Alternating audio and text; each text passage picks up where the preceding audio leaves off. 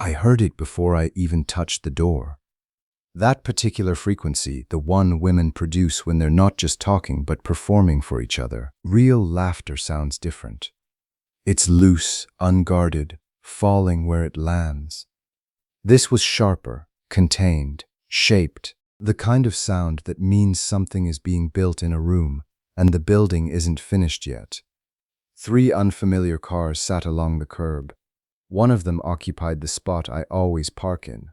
The porch light was burning. Nora only turns that light on when her nerves are up. It was 4:15 on a cold Tuesday in October. The kind of afternoon that turns everything amber and flat. I was still wearing my sight jacket. 9 hours of dust from a gut renovation 2 blocks over baked into the seams. Work gloves in one hand, rolled drawings under my arm, a coffee thermos that had been empty since noon. I stood on the front walk and looked at the house the way I look at a structure I haven't entered yet, reading what I can from the outside before stepping through. I'd been on that job since 6 that morning. One of those older buildings that looks solid from the street until you open the walls and find out every previous contractor was guessing. Problems announcing themselves one after another, each solution creating the next question. I'd wanted nothing more climbing those steps than my own kitchen table and 30 minutes of quiet. Instead, I got a porch light burning in the middle of the afternoon. I went in. If you found this story from a friend, subscribe, hit like, and drop your thoughts below. Now let's get into it. The living room opens up as soon as you clear the entry. I took out a wall 3 years ago and refinished the floors myself over a series of weekends. A room I built with my hands and know the way you only know something you made. 4 women were arranged inside it, wine glasses out. The specialty bowl from the Lincoln Avenue shop on the table. Voices paused the moment I walked through the door. Nora was at the near end of the couch. A printed document lay open across her knee, multi-page, stapled, and a pen was in her hand. She looked up. Something moved across her face before the smile arrived. Not guilt, more like the expression of a stage manager who has just watched the wrong actor enter from the wrong side. The smile landed over it cleanly. If I hadn't been watching for something, I would have taken it at face value. "You're back early," she said.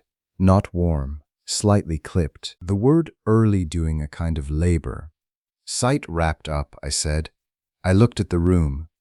"You have company." The 4 women watched me with different arrangements of expression. The one closest to Nora, dark-haired, composed, the kind of woman who walks into a room already knowing where she'll sit, had the settled confidence of someone accustomed to being the most prepared person present. The one beside her radiated a friendliness that was slightly too emphatic, the kind that tells you it's covering something.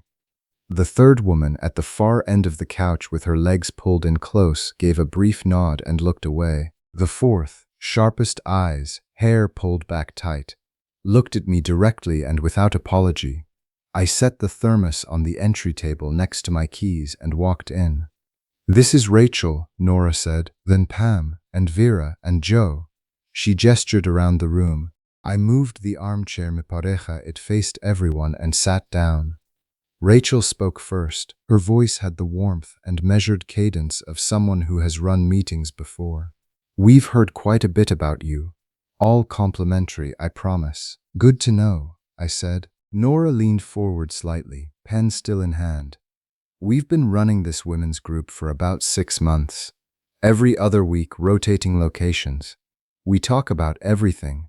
Work, relationships, what it actually takes to build something lasting instead of just going through the daily mechanics." She paused. "I've found it really meaningful." I looked at the document on her knee. "What's that?" Rachel picked it up with the ease of someone handling a familiar object. "Something I put together over the last couple of months. Research into what makes long-term partnerships function, not just survive, but actually hold up, condensed into something concrete." She set it back down, face up. The title was visible from where I sat. "Healthy Marriage Standards." We're not calling it a contract, more of a shared framework, a living reference point for both partners, I looked at Nora. From across the room, I could see small notations in the margins of her copy. Her handwriting. She had annotated someone else's document, added things to it, made it personal enough to write in, but not enough to have written herself. "What kind of group is this exactly?" I asked. Rachel answered at length. "The philosophy behind it, the research basis, the idea that structure creates safety and that most marriages don't fail because of dramatic betrayal but because of expectations left unspoken until they become resentments." She had the cadence of someone who has delivered this speech more than once and refined it each time. I let her finish. "Whose other husbands have seen this document." A brief pause. Rachel recovered first. "We're beginning with your household as a kind of pilot." She said the word naturally. Pilot. Like it was a perfectly ordinary word for what was happening in my living room. I turned to the last page of the document, one signature line. Looked at it a moment, set it back down. "When you say framework, what does implementation actually look like?" Pam lit up the way someone does when they've been waiting for their specific moment. "That's where it's beautiful. It's not enforcement, it's conversation. You go through each clause together, adapt where needed. It becomes something living, specific to your situation." "A living document," I said. "Exactly." Nora leaned forward, and when she spoke, her voice dropped into the register she uses when something genuinely matters to her. "I added things specific to us, things I've been wanting to raise for a while but never found an entry point. The structure gave me a way in." She paused. "I thought having everyone here would make it easier to start." That was the most honest sentence spoken in that room in the first 10 minutes.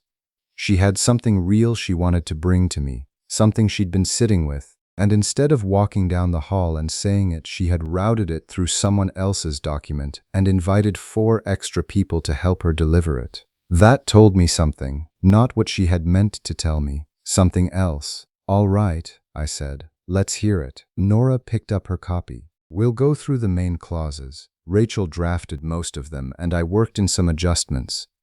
She caught herself mid-sentence and continued. "Just listen first. You don't need to respond in the moment." I settled back in the armchair. "Go ahead." Rachel began with the 3rd clause. She had said clause 1 would come last, the foundation, everything building toward it. I noted this and said nothing. Clause 3. All shared calendar commitments agreed upon jointly, equal veto rights. Nothing on the schedule without prior conversation. Pam nodded. "No more weekend plans that just materialize 2 days before they happen." The word materialize, as though my plans had no author. Clause 5. Household responsibilities documented and reviewed on a monthly basis. Contribution tracked. Vera said the tracking component was essential. Otherwise, one person does the work and the other simply acknowledges that it was done, and those aren't the same thing. Clause 7. He maintains awareness of household financial priorities before any personal purchase above a set threshold. Nora's handwriting had filled in the blank. $50. Pam brightened. "I set $75 for mine. Daniel doesn't need another set of specialty knives when we haven't fixed the bathroom floor." $50. The number sat there on the page. I looked at Nora. She met my eyes for a moment and then looked back at her copy. Clause 9. Monthly relationship check-in, minimum 45 minutes, written summary required afterward. Vera said the written record was the most important element. Without documentation, she said, you have the same conversation 6 times and call it progress. She was the only woman in the room who didn't seem to be performing. Whatever had brought her here, she had actually thought through her positions carefully and meant them. That registered. Clause 12. No significant career decisions, new project commitments, major schedule changes made without at least 48 hours of prior discussion and mutual agreement. I'm a contractor. I own the company. The decisions that run a build schedule don't wait for a 48-hour window. They happen at 6:45 in the morning when a concrete delivery gets rescheduled and I need to redirect 3 crews before the poor window closes. Clause 12 was not written by anyone who has ever had to run a job site. I didn't say that. I was still listening. Clause 15. Rachel read this one more carefully than the others. He actively avoids social relationships his wife has expressed discomfort with, including friendships that predate the marriage, where applicable. Even Pam looked at her glass when that one landed. I waited until Rachel set the page down. Is that 15? There's 16 as well. Covers annual review and amendment rights. And clause 1 is still the foundation. Correct. Why present it last? You said everything else builds on it. Why build the structure before you've laid the foundation? Rachel held my gaze without hesitation. Because foundations are easier to understand once you've seen what they're meant to hold up. I looked at her for a moment. Then I leaned forward, elbows to knees. Can I ask something before we get there, Rachel? Of course. The signature line at the end. One line. Is that intentional? A pause. Pam reached for her wine. Vera kept her eyes on her glass. Rachel said, "The wife presents the document. Her signature represents her commitment to upholding the framework. He doesn't sign. He agrees through discussion. It becomes a shared document once both partners have worked through it together."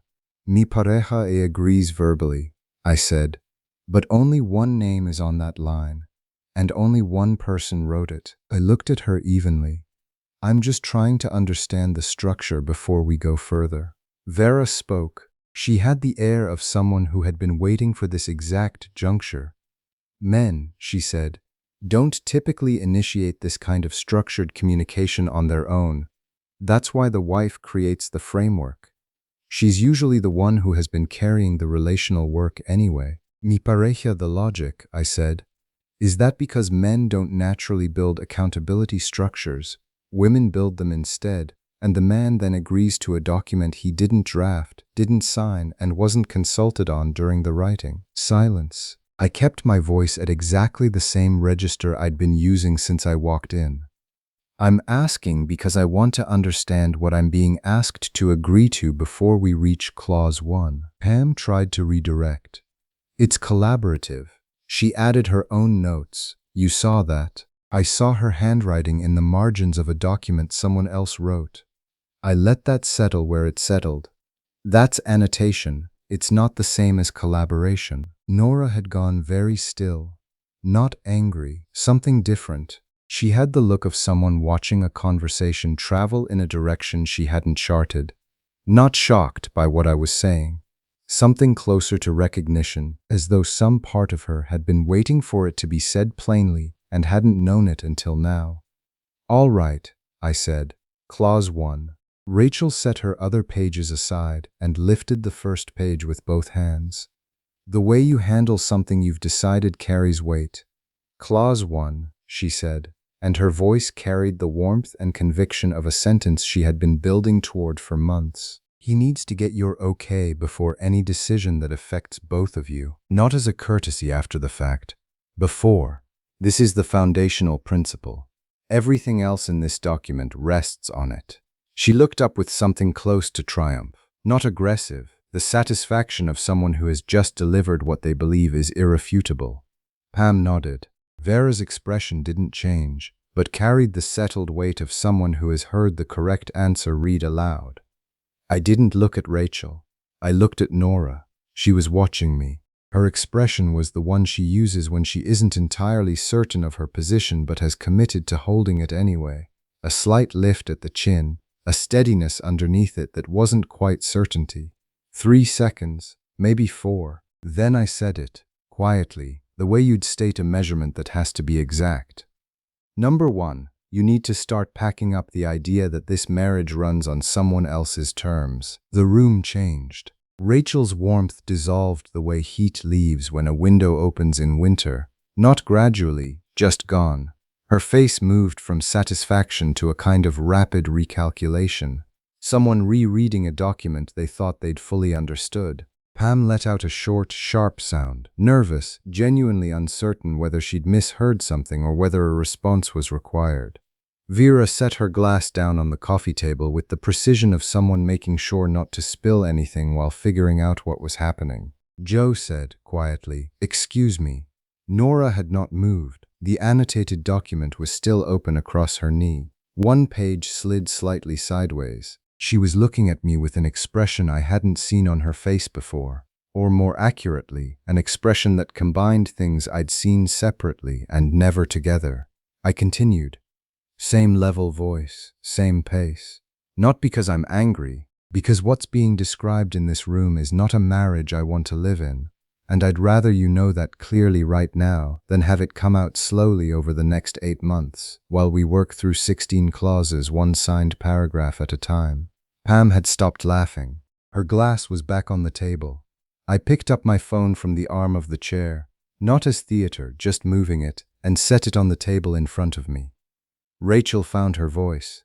That seems like a significant overreaction to a structured conversation. I looked at her then, not with heat, with the same focused attention I'd give a load calculation that wasn't adding up. This isn't a conversation, I said. A conversation is two people working something out together. This is a document written by someone who doesn't live here, in a room full of people who don't live here, with a signature line that has one name on it. I paused. You said it yourself. He agrees verbally while she signs. That's not a conversation. That's ratification. I'm not questioning your intent. I'm reading the document, a beat. I have one principle, one sentence. Any agreement that requires only one party to sign is not a partnership. It's a lease, and I'm not renting. Vera, mi pareja, your response to a framework designed to improve your marriage is to refuse it entirely. I didn't refuse anything. I told her what I see. She can do whatever she wants with that. I looked back at Nora. She hadn't moved from her position on the couch. The document with her handwritten notes was still open across her knee, facing upward. $50 in her handwriting. Other notations I couldn't read from where I sat. The silence that followed wasn't the silence of shock. Shock is quick. It's just surprise arriving. What filled that room was something slower. The silence of 5 people realizing simultaneously that the scene they had prepared for was not the one that had arrived. The script was gone, and without it, what remained was the furniture, the glasses on the table, the 4 women who didn't live in this house, the one who did, and the one who had just come back from a long day and was no longer pretending. Jo stood first. She reached for her bag without speaking, lifted it to her shoulder, and rose with the deliberateness of someone careful not to create additional disturbance.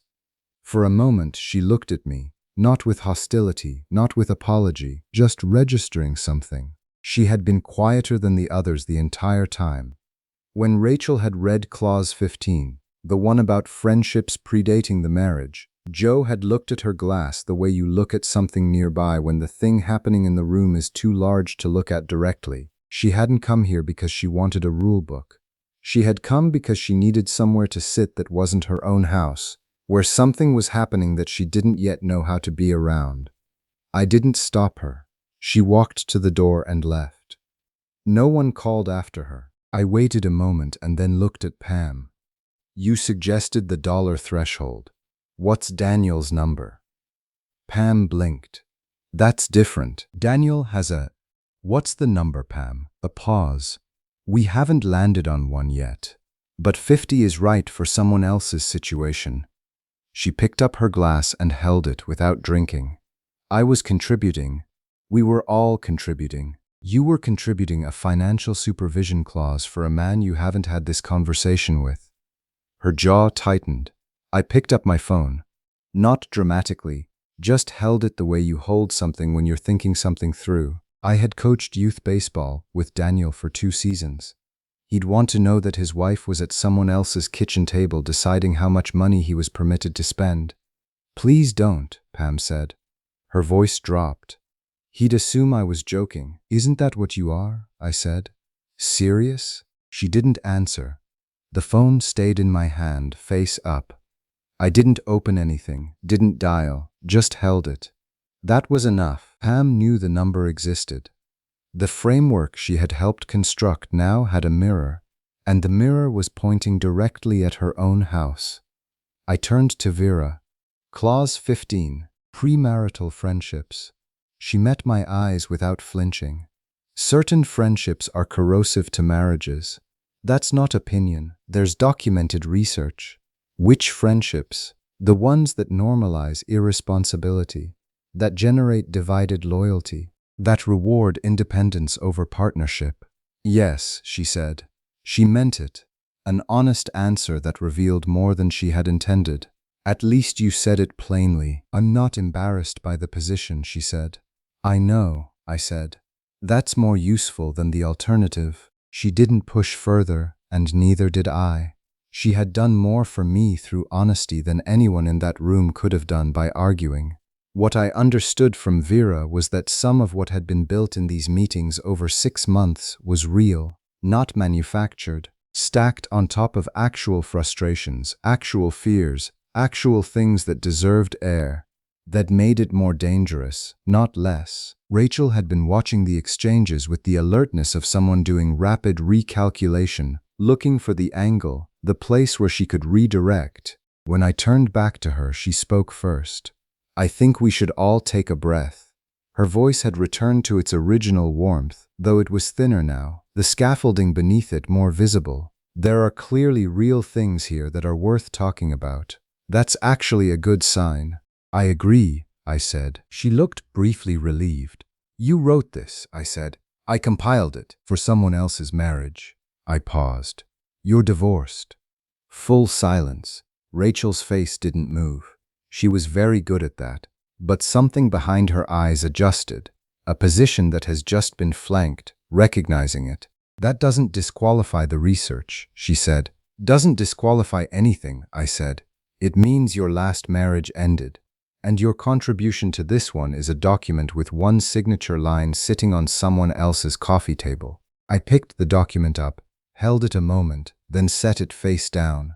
Structure works when it's designed for the load it's actually carrying, not the load you imagine someone else is under. Rachel stood, composed.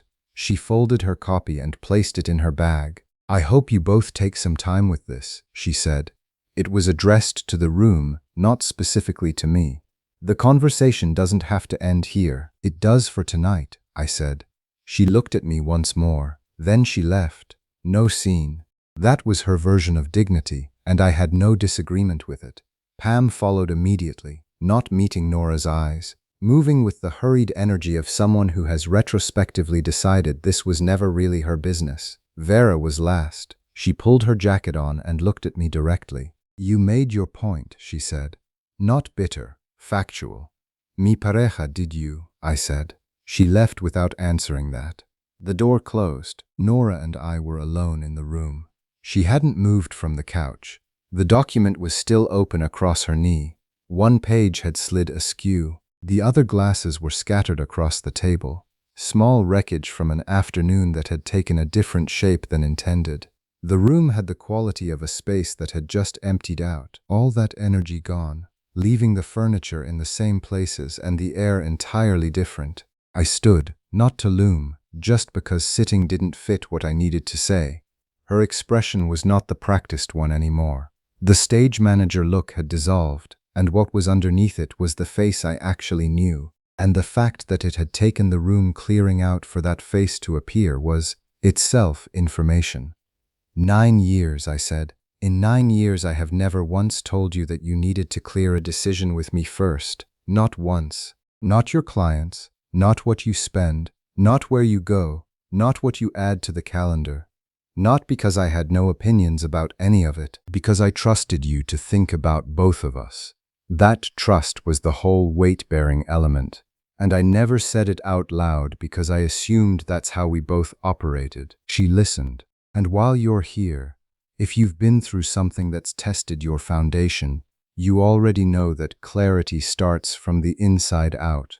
That's why mi pareja, many people in this community have made something good supplements part of their daily routine, because you can't hold anything steady if your body isn't functioning at its best. From gut health to sleep to energy, they've put together formulas that actually work. You'll find everything in the description and the pinned comment below.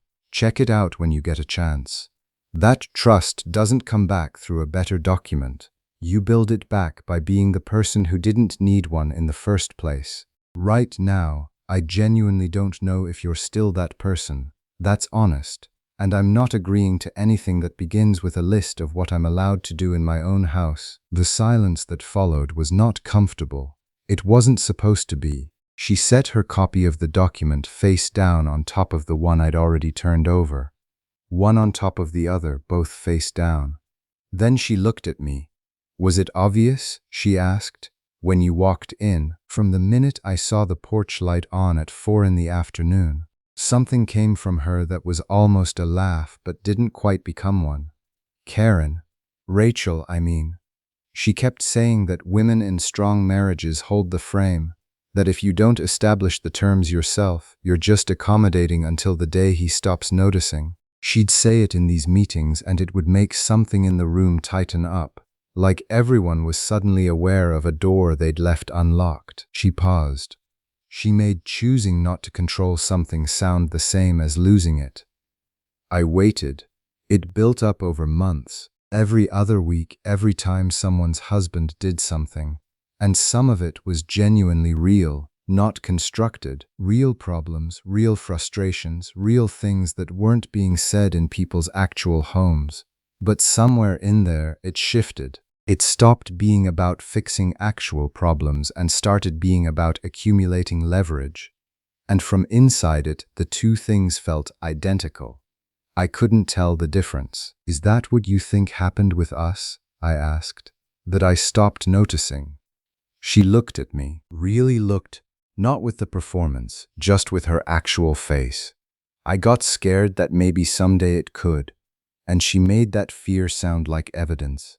Something to act on preemptively rather than something to bring directly to you. That was the real thing, not the document, not the 16 clauses, not the women's group or Rachel or the dollar threshold with Nora's handwriting filling in the blank. A fear she'd been carrying. Real, maybe even reasonable, and instead of bringing it to the one person it was about, she had handed it to a room and let someone else build a structure around it. No point explaining what she had already said more accurately than I would have. "I've got work to finish," I said. I picked up my drawings from near the entry and walked to the back bedroom I'd converted into an office. Drafting table, project permits pinned to the board, site photos clipped to the cork. I closed the door behind me.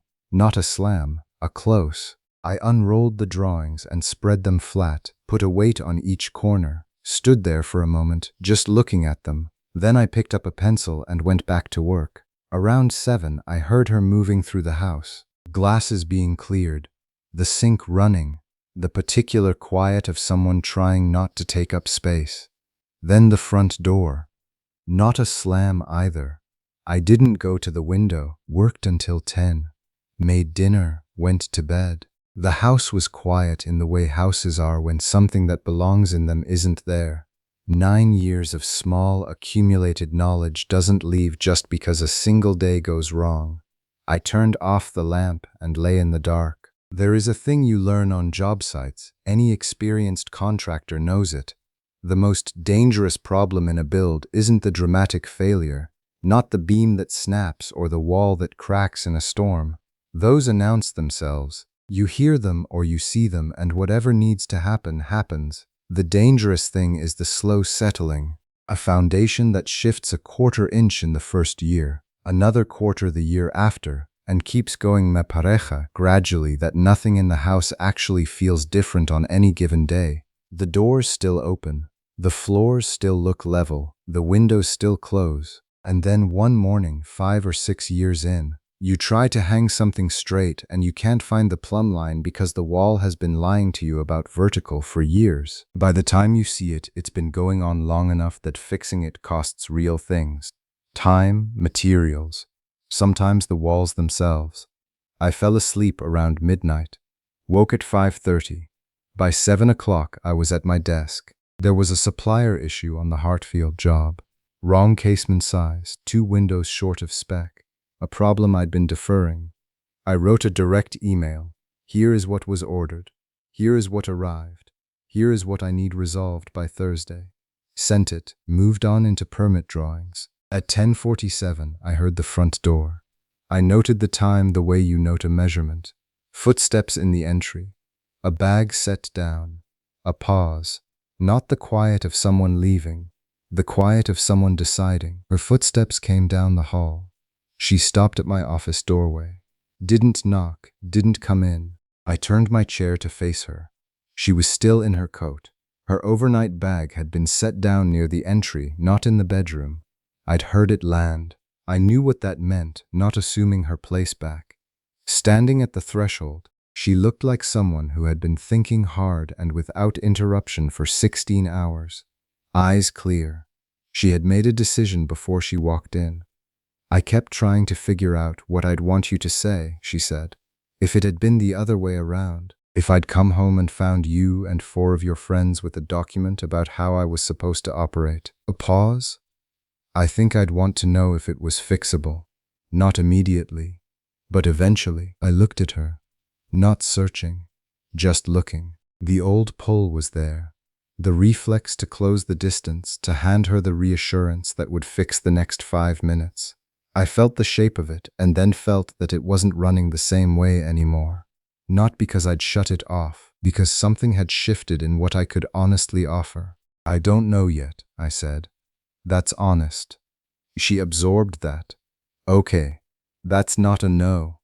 A breath. Can I stay? You live here. She nodded. That was enough. Not everything, but the right amount for where we were. She walked back down the hall. A moment later, a door, the sound of the bag being moved. Then the quiet of someone settling into a space they weren't certain of but weren't walking away from. I turned back to the drawings. 20 minutes later, she appeared in the doorway again. Coat off, her own coffee in her hand. The slow pour-over setup she keeps on the counter, the one that takes twice as long as mine. The notes in the margins, she said. The things I added. The ones specific to us. She looked at the mug, then at me. They were real. I was sitting at the kitchen table 2 Sundays ago going through the draft, and I just started writing things I'd been carrying. Things I hadn't said. A pause. They should have been conversations with you, not annotations in someone else's document. Then say them, I said. Not today. Okay. She looked at me for one more moment, then she nodded and went back to the kitchen.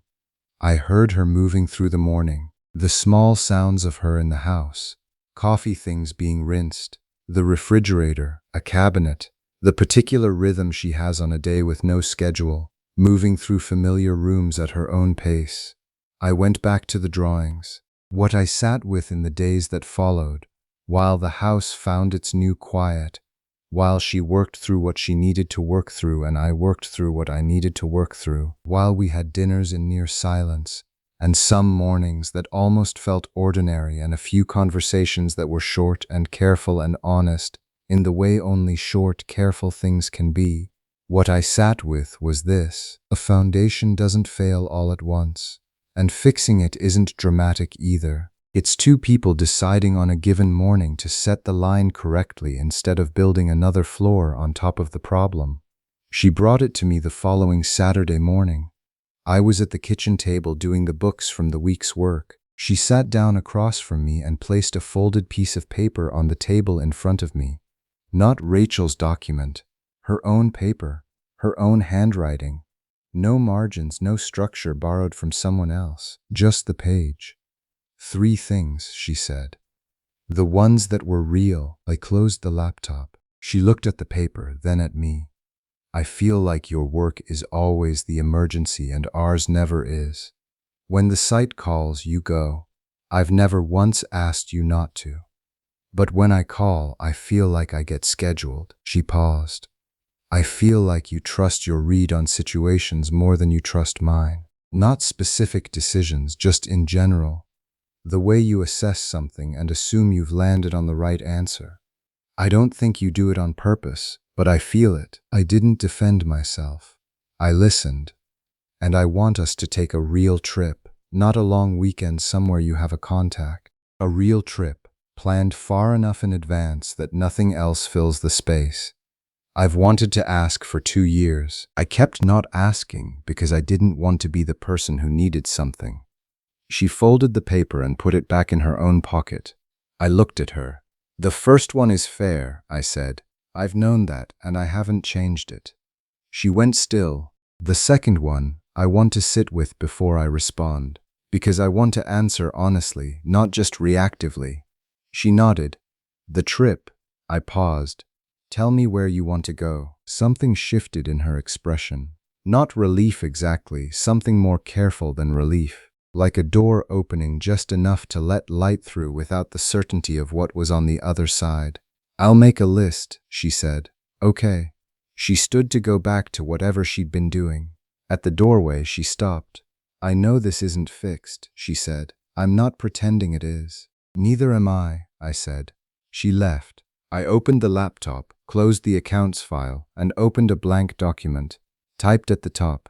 Second one, her read on things. Sat there and thought about it the way you think about a load calculation when the numbers are close enough to pass but not quite close enough to trust. Stayed there a while. We didn't mention Rachel again for over a week. When we did, it was brief. Nora had called her the day after and said she wouldn't be coming back to the group. Rachel had responded with characteristic composure, something about the door remaining open. Nora received that without commitment. Pam texted twice. Short, careful messages gauging whether the friendship still had air in it.